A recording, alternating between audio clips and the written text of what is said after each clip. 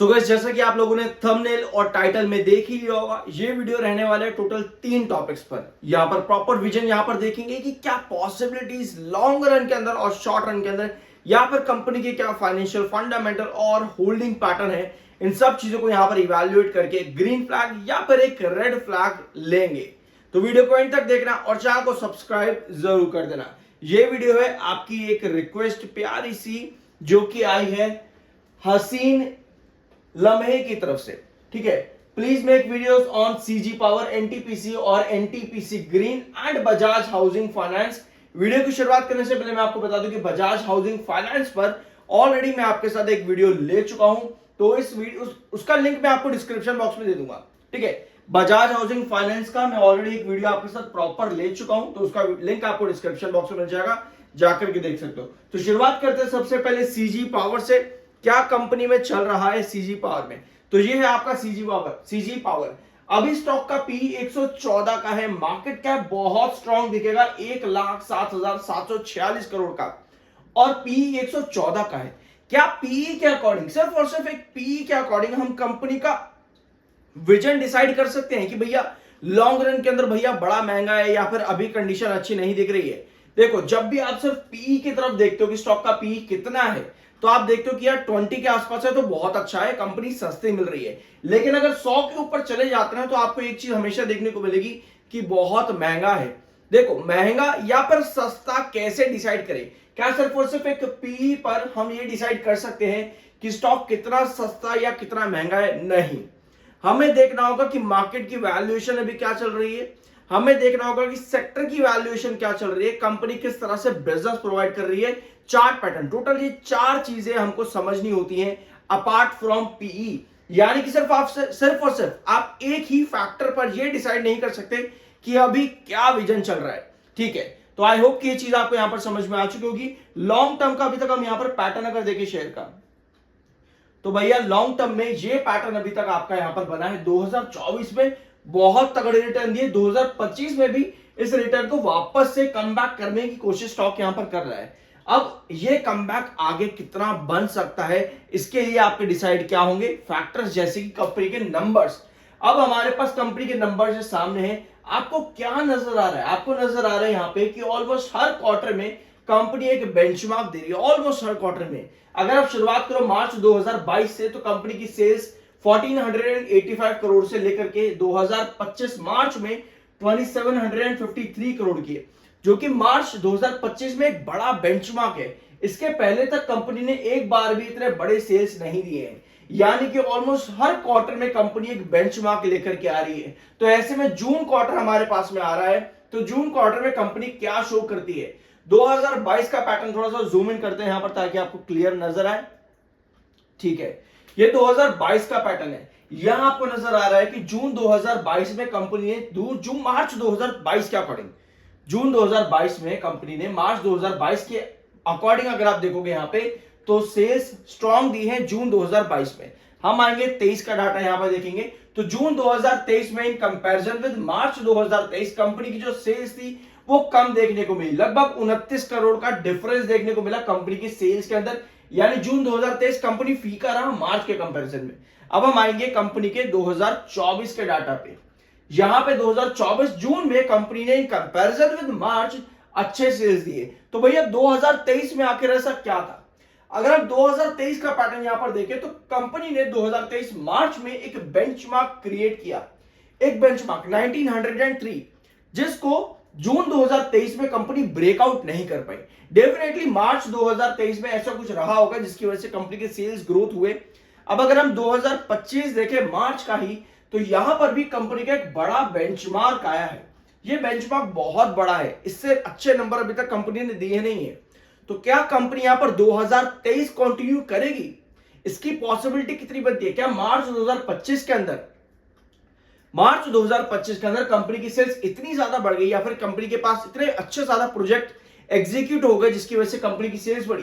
क्या इस चीज को कंपनी जून में कंटिन्यू कर पाएगी? थोड़ा सा मुश्किल रहता है। मुझे पर्सनली लगता है कि कंपनी 2023 को यहां पर फॉलो करती देखने को मिलेगी। 2024 वापस आना थोड़ा मुश्किल हो सकता है कंपनी के लिए। अपार्ट फ्रॉम दिस, प्रॉफिटेबिलिटी में कंपनी आपको लगभग फ्लैट देखने को मिलती है, 200 से 225 करोड़ का एवरेज प्रॉफिट कंपनी का देखने को मिलता है पिछले 10 क्वार्टर के अंदर। 200 से 250 का आपका एवरेज प्रॉफिट है कंपनी का पिछले 8 से 10 क्वार्टर में। Apart from this reserves company के क्या है, ये फाइनेंशियल ईयर बेसिस पर है, जहां पर कंपनी एक अच्छे बेंचमार्क्स लेकर के आ रही है, स्पेशली पिछले 3 फाइनेंशियल ईयर से। ऑल्दो 2021 मार्च में कंपनी का फाइनेंशियल ईयर थोड़ा अच्छा नहीं गया था, शायद कोविड की वजह से हम इसको कह सकते हैं, बट उसके बाद से कंपनी ने काफी अच्छा कमबैक किया और काफी स्ट्रॉन्ग कमबैक 2025 में भी कंपनी का हुआ है सेल्स रिवेन्यू में। अब आते हैं कंपनी के रिजर्व्स और बोरिंग्स पे। रिजर्व्स कंपनी पे 3538 और बोरिंग्स मात्र 41 की है, मात्र 41 की बोरिंग्स। अगर हम रिन्यूएबल सेक्टर यानी कि एनर्जी सेक्टर में अगर हम देखें सीजी पावर को, तो अकॉर्डिंग टू मी देखो यार, आप जितना भी कंपैरिजन करोगे ना अदर कंपनीज के साथ में इसी सेक्टर के अंदर, तो आपको उन कंपनीज की बोरिंग्स बढ़ती दिख रही हैं, बट सीजी पावर की बोरिंग 41 है। ऑल्दो ये बोरिंग्स पिछले 3 फाइनेंशियल ईयर के अंदर बढ़ी हैं, बट स्टिल काफी लो है अगर आप रिजर्व से कंपेयर करोगे तो ये चीज भी अच्छा है। ग्रीन सिग्नल यहां पर भी आपके पास में बन जाता है। इसके अलावा नेट कैश फ्लो कंपनी का पॉजिटिव है। 2 सेगमेंट देखो कंपनी के खराब है, यहां पे 2 सेगमेंट कंपनी खराब है, उसके बावजूद भी कंपनी का नेट कैश फ्लो जो आया है फाइनेंशियल ईयर 2025 में वो स्ट्रांग है। जो 2 सेक्टर है, cash from investing activity and cash from financing activity, यहां पर कंपनी माइनस में देखने को मिल रही है। तो ये 2 रेड फ्लैग है। Apart from this net cash flow company का इंप्रूव हुआ है फाइनेंशियल ईयर 25 के अंदर। कंपनी क्वार्टर 1 के नंबर्स कब दे रही है एक बार देख लेते हैं। यस, 24 जुलाई को कंपनी के क्वार्टर 1 के नंबर्स आएंगे 5 बजे की 2024 जुलाई 5 बजे आपकी मीटिंग यहां पर देखने को मिल जाएगी। ये कंपनी ने अनाउंसमेंट यहां पर कर रखी है। प्रमोटर की होल्डिंग कितनी है भैया, प्रमोटर के पास से 56.38% और जो जुलाई का डाटा आया है, यानी जुलाई में लगभग आपके कितना 2 नहीं 2.25% के आसपास प्रमोटर की होल्डिंग कम हुई है, 2.25% के आसपास। वेराइज एफआईज की होल्डिंग भी 0.02% तक गिरी है और ये सारा माल लगभग आपका डीआईएस ने उठाया है, क्योंकि डीआईएस की होल्डिंग 14.22 से 16.33 पर आई है और पब्लिक की होल्डिंग भी 14.62% की हो चुकी है। तो भैया डीआईएस और एफआईज काफी स्ट्रांग नजर आ रहे हैं। प्रमोटर के पास भी अच्छा खासा माल है और पब्लिक के पास अभी कम ही माल है, जो कि इस कंपनी को और स्ट्रांग बना देता है। तो ये था आपका सीजी पावर लिमिटेड। इसके बाद आते हैं आपके एनटीपीसी पर। भैया एनटीपीसी का मार्केट कैप बहुत अच्छा है इसका भी, लेकिन पी देखो भैया 14.2, सस्ता, इससे सस्ता कुछ नहीं मिलेगा। लेकिन फिर वही बात आती है, टोटल 4 फैक्टर्स हमको और निकालने हैं, सिर्फ पी के भरोसे हम नहीं बैठ सकते। तो स्टॉक का चार्ट पैटर्न देखते हैं यहां पे लॉन्ग रन के अंदर अभी तक क्या दिखा है। यहां पर भी वही कहानी रही है जो अभी सीजी पावर में देखने को मिली। 2024 में तगड़े रन, 2025 में कंपनी का कमबैक करने की कोशिश यहां पर चल रही है। तो ये चीजें भी आपके फाइनेंशियल ईयर्स के बेसिस पर भी देखेंगे और क्वार्टरली बेसिस पर भी देखते हैं यहां पे। तो सबसे पहले सेल्स यहां पर देखें तो कंपनी यहां पे भी लगभग बेंचमार्क जैसी कंडीशन पर है, लेकिन कई बार कंपनी फ्लैट ही देखने को मिली है। 44,000 करोड़ से लेकर के 43,000 करोड़ ये कंपनी का एवरेज सेल रहा है। इस कंपनी का हर ऑलमोस्ट एवरेज क्वार्टर्स के अंदर, ठीक है, एवरेज सेल कंपनी का 43 से 44,000 करोड़ है। मार्च 2025 में ऑलरेडी कंपनी ने सेल्स में एक बड़ा बेंचमार्क दिया है भैया। ये एक बड़ा बेंचमार्क है मार्च 2025 के अंदर। क्या कंपनी जून 2025 में इसे कंटिन्यू कर पाएगी? तो अगर हम पास्ट देखें तो यस, कंपनी ने 2022 में अच्छा क्वार्टर दिया जून में in comparison with March. Sales की बात हो रही है यहाँ पे। इसके बाद में 2023 आता है तो यहां कंपनी थोड़ा सा नीचे आती देखने को मिली है जून 2023 में इन कंपैरिजन विद मार्च। अब आता है 2024 के डाटा पर, तो यहां फिर से कंपनी ने अच्छा कमबैक किया, लगभग 900 करोड़ कंपनी की सेल्स इंक्रीज हुई है जून 2024 में इन कंपैरिजन विद मार्च 2024। अब क्योंकि कंपनी का एक बड़ा बेंचमार्क आया है जून 2025 में, क्या कंपनी इस बेंचमार्क को तोड़ पाएगी? सारी बातें आती है आपकी एग्जीक्यूशन पर कि प्रोजेक्ट्स कितने एग्जीक्यूट कंपनी कर पाई है, वहां पर देखने को मिला है कंपनी की सेल्स कितनी आई है, कितनी सेल्स बढ़ सकती है। प्रॉफिटेबिलिटी की बात करें तो यस, प्रॉफिटेबिलिटी में कहीं ना कहीं कंपनी बेंचमार्क्स लगाती देखने को मिलती थी। कितना यहां तक आपको देखने को मिलेगा 2024 मार्च तक ऑलमोस्ट बेंचमार्क जैसी कंडीशंस कंपनी की लगती थी। उसके बाद कंपनी के नंबर्स थोड़े से गिरे हैं प्रॉफिट्स के अंदर, बट मार्च 2025 में फिर आते हैं तो कंपनी के प्रॉफिट बहुत ज्यादा बढ़े और ये भी कंपनी का एक बेंचमार्क है। सारे क्वार्टर्स आप उठा के देखो, मार्च 2025 में प्रॉफिट्स में कंपनी ने एक बेंचमार्क दिया। तो ओवरऑल कंपनी देखो अच्छी नजर आ रही है, लेकिन कुछ कुछ क्वार्टर्स होते हैं ना वो फीके चले जाते हैं। अब उन क्वार्टर्स जो क्वार्टर्स आपके फीके जा रहे हैं ना, उनका इफेक्ट आपको चार्ट पे दिखेगा। चार्ट पे देखने का मतलब थोड़ी सी करेक्शन आती देखने को मिलेगी उस पर्टिकुलर क्वार्टर के टाइम फ्रेम के अंदर। अब जो क्वार्टर्स अच्छे आते हैं वहां पर आपको चार्ट्स में बुलिशनेस देखने को मिलेगी उस पर्टिकुलर क्वार्टर के टाइम फ्रेम के अंदर। तो ये चीजें आपको नोट करने वाली होती हैं, ठीक है। अब आते हैं फाइनेंशियल ईयर बेसिस पर, तो कंपनी यस बेंचमार्क्स लगा रही है जो कि बहुत अच्छा दिख रहा है। यहाँ पर प्रॉफिटेबिलिटी में भी कंपनी के बेंचमार्क्स ही नजर आ रहे हैं। तो जब भी आप फाइनेंशियल ईयर बेसिस पर देखते हो तो आपको ये पता चल जाता है कि कंपनी लॉन्ग रन के अंदर कैसी है। तो यस लॉन्ग रन में अगर बेंचमार्क्स आ रहे हैं तो चीजें अच्छी दिखती है, बट आपको रिजर्व्स और बोरेंज भी देखनी चाहिए। रिजर्व्स कंपनी की है 1,74,374 और बोरिंग से लगभग आपके 2.5 लाख 2,50,096 करोड़ में ये फिगर सारी आपकी है। तो बोरिंग जो है कंपनी की लगभग डबल है यहां पर इन comparison with reserves.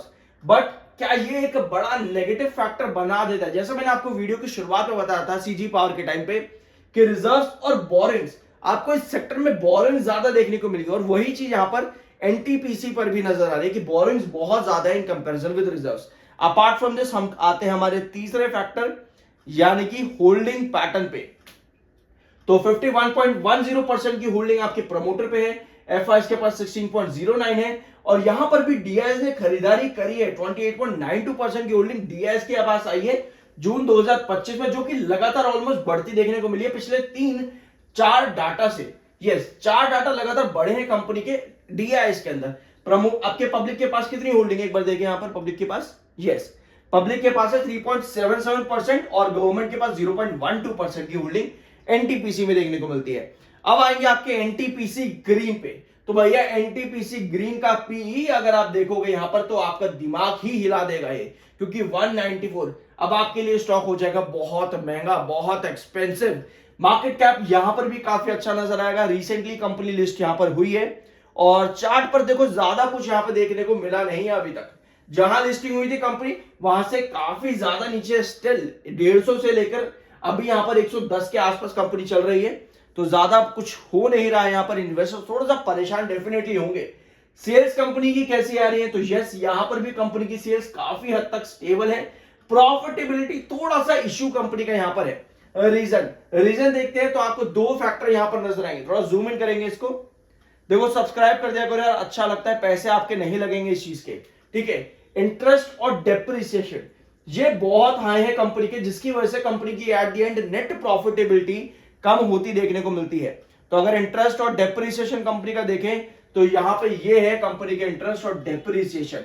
Other income से कंपनी ज्यादा पैसा कमा नहीं रही है, ऑल्दो मार्च 2025 में कंपनी ने 129 करोड़ कमाया अदर इनकम से, जिसकी वजह से कंपनी की प्रॉफिटेबिलिटी बहुत ज्यादा बढ़ गई। तो अगर ये अदर इनकम कंपनी की लो या फिर स्टेबल रहती जो पिछले क्वार्टर्स में रहती है तो कंपनी लगभग 100 करोड़ के आसपास के ही प्रॉफिट पर देखने को मिलती है, उसके थोड़ा सा नीचे देखने को मिलती।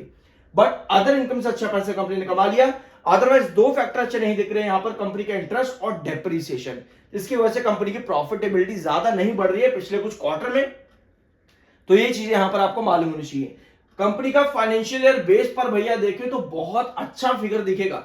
170 करोड़ के ही सेल्स से कंपनी 2210 करोड़ के सेल्स पर बैठी हुई है फाइनेंशियल ईयर पर।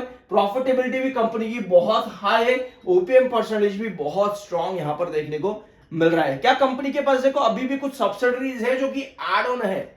अगर ऐसा है तो कंपनी की अदर इनकम वहां से आ रही है, कंपनी का ओपीएम परसेंटेज इसलिए भी हाई है। तो ये चीज भी आपको यहां पर मालूम होनी चाहिए। रिजर्व्स और बोरिंग्स, रिजर्व्स कंपनी के पास है 10,014 और यहां पर भी आपकी बोरिंग ज्यादा है 19,441। और अगर हम यहां पर देखें ना, ये बहुत अलग चीज है यहां पे कि 513 आपके रिजर्व से, 513 करोड़ के रिजर्व से कंपनी 10,014 करोड़ के रिजर्व पर आ गई और बोरिंग जो थी आपकी 13,857 करोड़ वो 19,441 करोड़ पर आ गई है। तो रिजर्व्स और बोरिंग में बड़ा डिफरेंस आया, बड़ा चेंज आया है छोटे से के अंदर। अपार्ट फ्रॉम दिस क्योंकि नई लिस्टिंग है तो 89.01% की होल्डिंग अभी नजर आ रही है प्रमोटर की। एफआईएस के पास 1.85 जो कि बहुत कम है और थोड़ा कम और हुआ है पिछले डाटा के अंदर यहां पर। और डीआईएस ने भी थोड़ा सा माल सेल किया और पब्लिक यहां पर खरीदती देखने को मिली है हायर लेवल्स के ऊपर। तो भैया आपको क्या लगता है इन तीनों कंपनीज में आगे क्या देखने को मिल सकता है? फ्यूचर कैसा रहेगा, रेड या फिर ग्रीन? जैसे मैंने वीडियो की शुरुआत में बताया था 2 फ्लैग्स हम रखते हैं, ग्रीन या रेड। क्या लगता है आपको? अपना फ्लैग यहां पर कंपनी के नाम के साथ बता सकते हो। मिलता है अगले वीडियो में। आई होप कि ये वीडियो आपको पसंद आया होगा।